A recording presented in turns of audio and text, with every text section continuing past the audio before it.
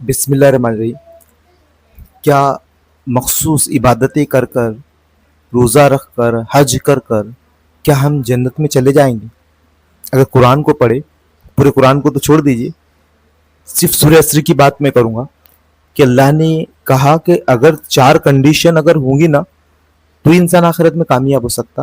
یا اللہ کی نظروں میں وہ کامیاب ہو سکتا، یا اللہ کے پاس وہ کامیاب ہو سکتا، جہنم کے عذاب سے بچ سکتا. میں نے ابھی جو اوپر نیکیاں گنوائی نا، سورہ اصر میں آمن ایمان تو ہمارے پاس ہے، اللہ کا شکر ہے کہ بہت بڑی دولت، ایمان کی دولت ہمارے پاس ہے، مسلم ہے، اللہ نے ہم کو ایسا سچی دولت، جو سچا دین ہے وہ ہمارے پاس ہے، سچا مذہب ہمارے پاس ہے، یہ ہمارے پاس ہے، نیک عمل ہم کر رہے ہیں، عمل الصالحات، یہ دو کنڈیشن ہم نے پوری کر دی. لیکن تیسری کنڈیشن جو ہے کہ حق کی وصیت کرنا، تواصو بالحق، جو حق ہے نا وہ اسلام ہے، اس اسلام کی طرف لوگوں کو بلانا، دین حق کی طرف لوگوں کو دعوت دینا، اور اس پر جو مصیبتیں اور پریشانیاں ہیں اس پر صبر کرنا. تو ہم دیکھیں کہ اکثر مسلمانوں میں یہ صفات تو ہم کو مل جاتی ہے کہ ان کے اندر ایمان تو، مسلمان ہے تو ایمان تو ہے ہی، ایمان اور نیک عمل تو کرتے ہیں، ہر مسلمان کسی نہ کسی طرح سے نیک عمل کرتا ہے.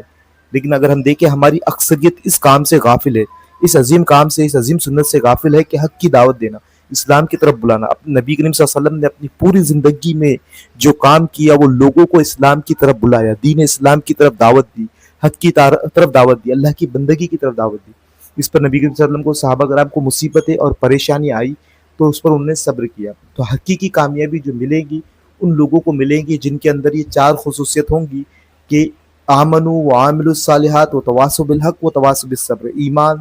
نیک عمل اور حق کی نصیحت، اور اس پر جو پریشانی ہے اس پر صبر کرنا.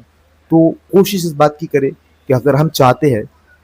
تو یہ چار خصوصیت کو، یہ چار کوالٹی کو ہم اپنے اندر پیدا کرنے کی کوشش کریں. جب ہمارے اندر ایمان ہے، ہم نمازیں پڑھ رہے ہیں، روزے رکھ رہے ہیں، سنت وضع و قطع ہم اختیار کر رہے ہیں، تو تواصو بالحق و تواصو بالصبر، کہ تواصو بالحق بھی ہمارے اندر ہونا چاہیے، تواصو بالصبر یہ صفت بھی ہمارے اندر ہونا چاہیے.